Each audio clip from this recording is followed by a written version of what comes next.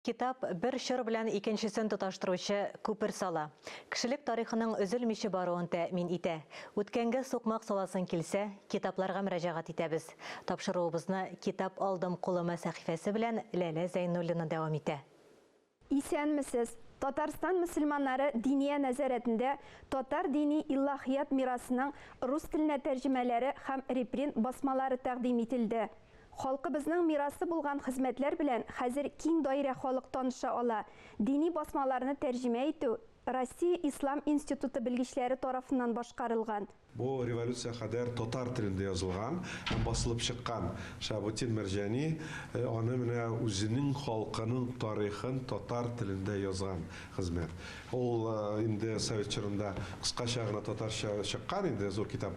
Менә беренче мәртәбә без инде аны иске татар теленнән, анда татар телендә генә түгел, аның фарсы телендә язылган эшләре дә бар, шигырьләр. Шуларны тәрҗемә итеп, менә ике том буларак без шушы Мустафа Әхмәр, Фи әхвали Казан ва Болгар дигән хезмәтен бастырып чыгардык. Ике өлештән торган китапка Идел буе Алтын Урда һәм мәчетләрнең тарихы тасвирлана. Әлеге саллы басма татар халкының иң ышанычлы чыганагы.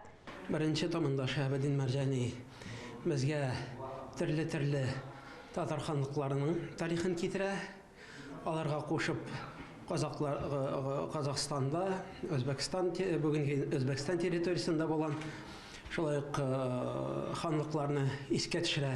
Һәм дә инде икенче томда безнең җирлектә булган мәчетләр, имамнар, мөфтиләр, ахунлар турында сөйли. Барлык китаплар, тәрҗемәләр һәм репринтлар Татарстан Республикасы мөселманнары диния нәзарәтенең Хозур нәшриятендә әзерләнеп нәшр ителгән. Bizim halkımız, Müslümanlar onu yaptan bileler idi. Hem birbirine yaptan ona җиткерәләр иде. Biz o mirasımızı югалтырга тиеш түгел, сакларга тиеш. Hem biz аны бөтен киң җәмәгатьчелеккә, безнең түгел, хәтта чит илдә яшәгән шул галимнәргә аларны җиткерергә тиешләр.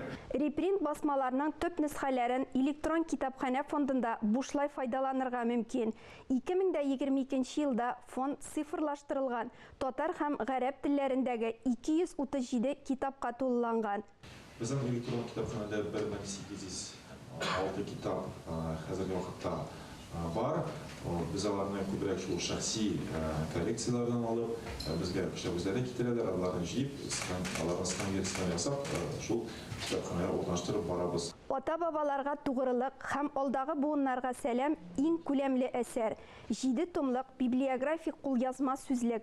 Анда 7нче гасырдан алып 19нчы гасырга кадәр яшәп иҗат иткән 6057 галим һәм язучы философ, сәяси эшлеклеләр турында мәгълүмат тупланган. Әлеге бәһаләп бетергесез китапларны галимнәр халык-ара күргәзмәләрдә дә тәкъдим итәргә җыена. Бай рухи мирасыбызны дөнья күләм танытуда күргәзмәләрдә катнашу аеруча әһәмиятле. Китап киштә безгә төрле катлам укучыларга юнәлдерелгән басмалар өстәлеп тора. Түбән Камада яшәп иҗат итүче җирле шагыйрә Мәнҗия Халимова китап сөючеләргә үзенең беренче шигырьләр җыентыгын тәкъдим итте. Күңелгә сагыш тулса басмасы белән таныштыру кичәсе шәһәрнең үзәк китапханәсендә узды. Ул хатын-кыз, туган җир, туган авыл, әткәй-әнкәй, мәхәббәт, балалар темаларын яктырта. Туган авылым Искимән. Искимәнем, имәнем, сиңа башым иямин, кайда гына йөрсәм дә иң якыным диямин.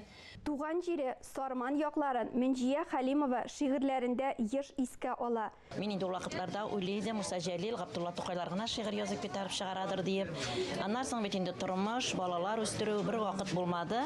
Ә менә эшләр, балалар үсеп бетеп, оныклар үсеп беткәч, эшсез калдым. Нәрсә эшләргә белмәгәннән, теге шигырьләр килеп чыктылар инде, капчыкта ятмый икән ул без. Түбән Камага Мәнҗия Халимова нефть-химия техникумына укырга дип килә.